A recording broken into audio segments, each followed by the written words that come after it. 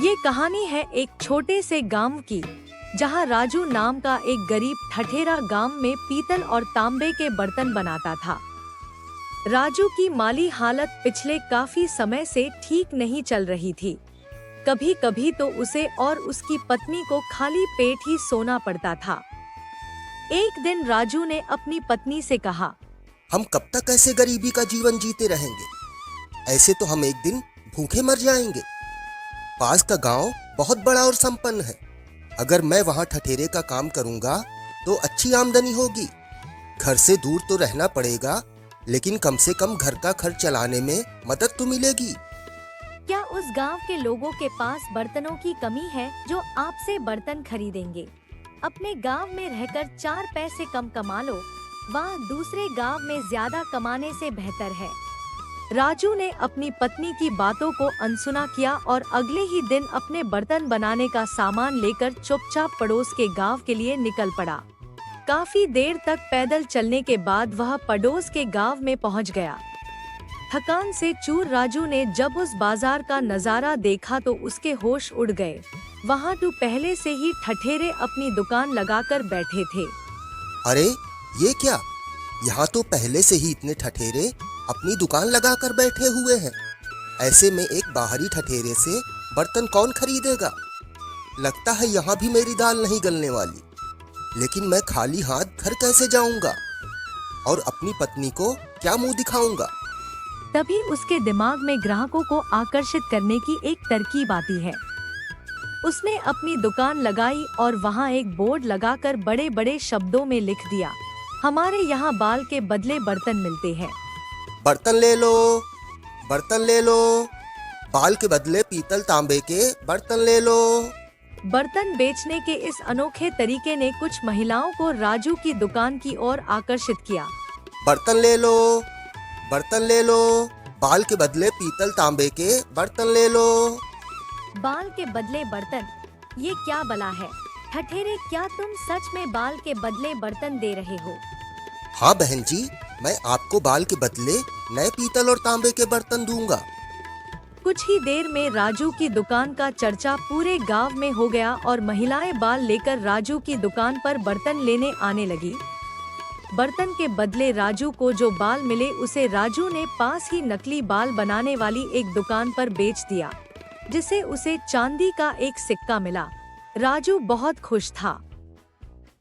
आज तो बहुत अच्छी कमाई हुई है। अगर मेरा धंधा ऐसे ही चलता रहा तो कुछ समय में मैं काफी पैसे जमा कर लूंगा और एक गाय खरीदूंगा। राजू कड़ी मेहनत करके रोज बर्तन बनाता और उन्हें बालों के बदले बेच देता। इस तरह कुछ ही दिनों में राजू ने 6 सोने के सिक्के जमा कर लिए। इसमें से 3 सोने के सिक्के उसने एक व्यापारी को दिए और उससे एक गाय खरीदकर वापस गांव लौटने की योजना बनाई। अगले ही दिन राजू ने अपना सारा सामान गाय पर रखा और गांव के लिए निकल पड़ा। रास्ते में वहाँ एक घने जंगल से गुजर रहा था, तभी उसकी नजर कुछ डाकुओं पर पड़ी। अरे ये क्या? ये तो जंगल के डकैत लगते हैं। अगर इन्होंने मेरे सोने के सिक्के लूट लिए तो मैं फिर से गरीबी के दलदल में फंस जाऊंगा। हे भगवान, मेरी मदद करो। अचानक राजू के दिमाग में एक तरकीब आती है। उसने अपने सामान में से एक बाल्टी निकाली और गाय का दूध निकालने लगा। इसी बीच उसने चुपके से एक सोने का सिक्का बाल्टी में डाल दिया। तभी डाकुओं ने उसे पकड़ लिया। हे मुसाफिर, अगर अपनी जान की सलामती चाहता है तो अपना सारा माल हमारे हवाले कर दे। देखिए, मैं एक गरीब ठठेरा हूँ। मेरे पास इस गाय के अलावा और कुछ नहीं है। कृपा करके मुझे जाने दीजिए। इसी बीच राजू दूध की बाल्टी को हाथों से छोड़ देता है और सोने का सिक्का जमीन पर आ गिरता है। अच्छा, तो तू हमसे होशियारी कर रहा है, हमें मूर्ख समझ रहा है। अभी तो तू खुद को कंगाल बता रहा था, तो फिर ये सोने का सिक्का तेरे पास कहां से आ गया? देखें, नाराज ना हो, मैं आपको सारी बात बताता हूँ। दरअसल ये गाय रोज दूध के साथ सोने के सिक्के देती है और यही मेरी आमदनी का स्रोत है। ठीक है, अगर तुझे यहाँ से वापस जाना है तो ये गाय तुझे हमें देनी होगी। नहीं नहीं, ये गाय ही मेरी आय का इकलौता साधन है। अगर मैं इसको आपको दे दूंगा तो मैं क्या करूंगा? चलो ठीक है, हम तुम्हें इस गाय के बदले 50 सोने के सिक्के देंगे। ठीक है, लेकिन ध्यान रहे इस गाय को बारी बारी से अपने पास रखें ताकि आपस में सोने को लेकर किसी तरह का कोई विवाद न हो। राजू ने गाय को डाकुओं को दिया और घर की ओर चल पड़ा। 50 सोने के सिक्के पाकर वह बहुत खुश था। गांव पहुंचकर राजू ने उस पैसे से एक अच्छी सी फल और सब्जी की दुकान खोल ली। इसी बीच डकैत भी गाय को लेकर अपने ठिकाने पर पहुंच चुके थे। वहां डकैतों के सरदार ने अपने साथियों से कहा, क्योंकि मैं इस गिरोह का सरदार हूँ, इसलिए अगली सुबह तक ये गाय मैं अपने पास ही रखूंगा। गिरोह के सदस्यों को भी इसमें कोई आपत्ति नहीं थी। उस रात डकैत ने गाय को अपने साथ ही रखा। अगली सुबह जब उसने गाय का दूध निकाला तो उसे कोई सोने का सिक्का नहीं मिला। वह खुद को ठगा हुआ महसूस कर रहा था। लगता है उस ठठेरे ने मुझे मूर्ख बनाया है। तभी वहाँ दूसरा डकैत आ जाता है। सरदार, आपको गाय के दूध में कितने सोने के सिक्के मिले? इतना बेसब्र क्यों हो? गाय को अपने पास रखने की बारी आज तुम्हारी है। कल सुबह तक तुम्हें खुद ही पता चल जाएगा कि गाय कितने सोने के सिक्के देती है। सरदार उसको कुछ नहीं बताता है। वह नहीं चाहता था कि उसे मूर्ख समझा जाए। इसी तरह बाकी डकैतों ने एक एक बार गाय को अपने पास रखा, लेकिन उनके हाथ खाली ही थे। अब वे समझ गए कि उनके साथ धोखा हुआ है, उन्हें मूर्ख बनाया गया है।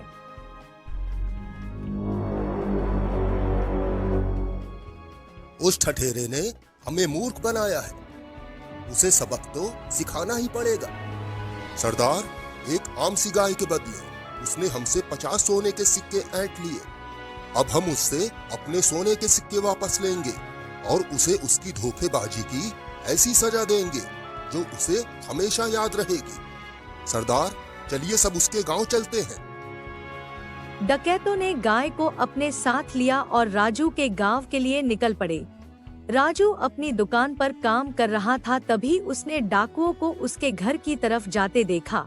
वह फौरन अपने घर पहुंचा और अपनी पत्नी से कहा, सुनो, अभी कुछ डाकू मुझे ढूंढते हुए यहाँ आएंगे। तुम उनसे कहना कि मैं अपनी दुकान पर काम कर रहा हूँ और टूनी को मुझे बुलाने के लिए भेज देना। ये कहकर वह पेड़ के पीछे छुप गया।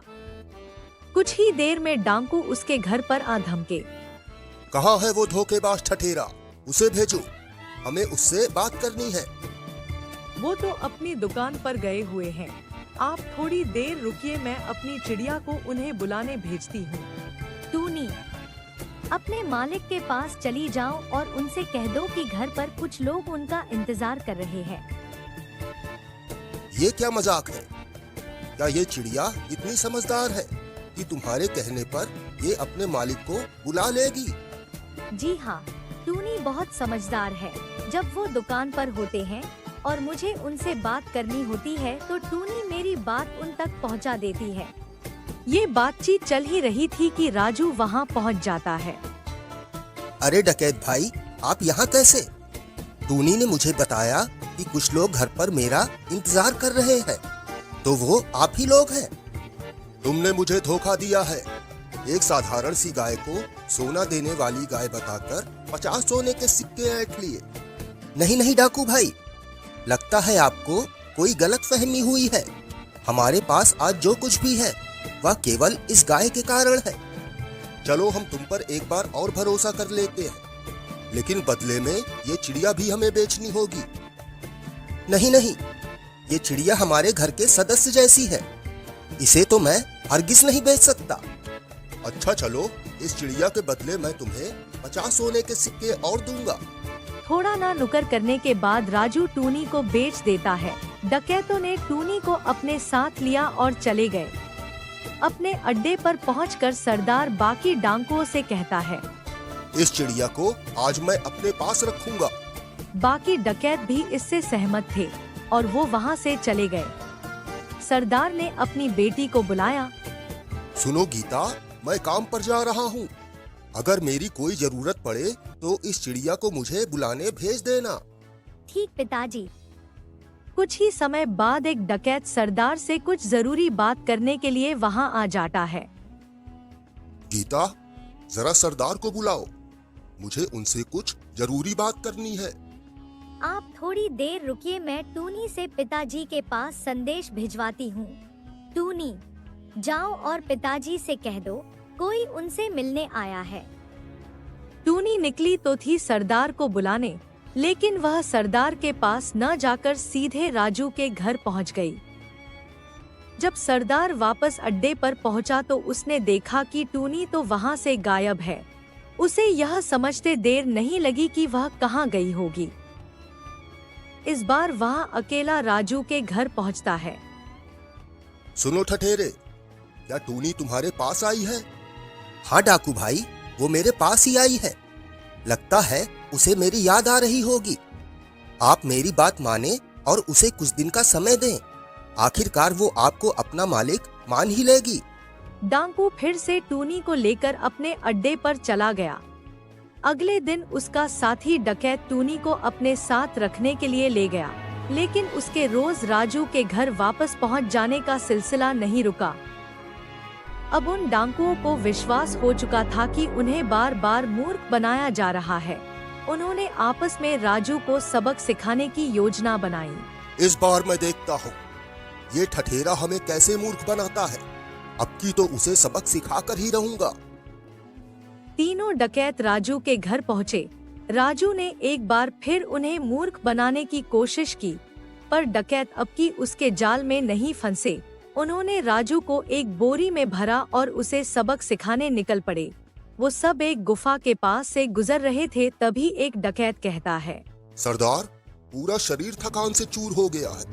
क्यों ना हम पास की गुफा में कुछ देर आराम कर लें? ठीक है, इस ठठेरे को यहीं पड़ा रहने दो, लौट कर इसे ले लेंगे। और डकैत वहां से गुफा में आराम करने चले गए। तभी वहां से एक चरवाहा अपनी गाय को लेकर गुजर रहा था। राजू ने जैसे ही गाय की आवाज सुनी, उसके दिमाग में एक तरकीब आई और वो तेज तेज चिल्लाने लगा, अरे कोई तो मेरी मदद करो, मैं इस बोरी में बंद हूँ। कृपा करके मुझे इस बोरी से बाहर निकालो। यह सुनकर चरवाहा बोरी के पास आता है। तुम कौन हो और इस बोरी में कैसे फंस गए? मैं एक साधु हूँ और मेरे पास एक विशेष मंत्र है जिससे लोग अमीर हो जाते हैं, लेकिन कुछ जलने वाले लोगों ने मुझे यहाँ बंद कर दिया ताकि मैं किसी को अमीर न बना सकूं। तुम सच कह रहे हो? अगर तुम सच में साधु हो और तुम्हारे पास वो मंत्र है तो मुझे अमीर बना दो। हाँ, बिल्कुल, लेकिन पहले मुझे इस बोरे से बाहर निकालो, तभी मैं तुम्हें वो मंत्र दे पाऊंगा। चरवाहा कुछ सोचने लगा। वह एक लालची आदमी था और उसने सोचा कि अगर यह आदमी सच में साधु है तो उसे अमीर बना देगा, और उसने बोरे से राजू को बाहर निकाल दिया। राजू बाहर निकलकर बोला, धन्यवाद भाई, अब मैं तुम्हें वो मंत्र दूंगा जिससे तुम अमीर हो जाओगे, लेकिन इसके लिए तुम्हें थोड़ी देर इस बोरे में बैठना होगा ताकि मंत्र का प्रभाव तुम्हारे ऊपर पड़ सके। अरे भाई, ये कौन सी बड़ी बात है, मैं तैयार हूँ। चरवाहा बोरे में बैठ गया और राजू ने बोरे का मुंह बंद कर दिया। इसके बाद वह जल्दी से गाय को लेकर वहां से भाग निकला। आराम करने के बाद डकैत वापस लौटे और बोरी लेकर चल पड़े। कुछ देर बाद वो एक दलदल के पास पहुँचे। इस ठठेरे के बच्चे को दलदल में फेंक दो, यह इसके लिए अच्छा सबक होगा। बोरी को दलदल में फेंक डकैत वहां से चले गए। वापस आते समय जंगल में उन्होंने राजू को एक गाय के साथ देखा और वो चौंक उठे। अरे ठठेरे, तुम यहाँ कैसे आ गए? अभी तो तुम्हें दलदल में फेंका था। डाकू भाई, उस दलदल के नीचे एक गुप्त स्थान था जहाँ बहुत सारा सोना था, जिसकी रखवाली ये गाय कर रही थी। इसी की मदद से मैं बाहर आ पाया और अपने साथ कुछ सोना भी लाया हूँ। अब दोबारा सोना लाने मैं वहीं जा रहा हूँ। सुन ठठेरे, अब तू उस सोने को भूल ही जा तो अच्छा होगा। अब तू हमें उस गुप्त स्थान तक ले चल। अरे पर देख, ज्यादा होशियारी मत दिखा और सीधे से हमें वहां ले चल। चलिए, जब आप इतना दबाव डाल ही रहे हैं तो ठीक है। सभी डकैत दलदल के पास पहुँचे और एक एक करके उस दलदल में छलांग लगा दी, लेकिन एक बार फिर उनके हाथ खाली ही रह गए और राजू अपनी बुद्धिमानी से अपनी जान बचाने में सफल रहा।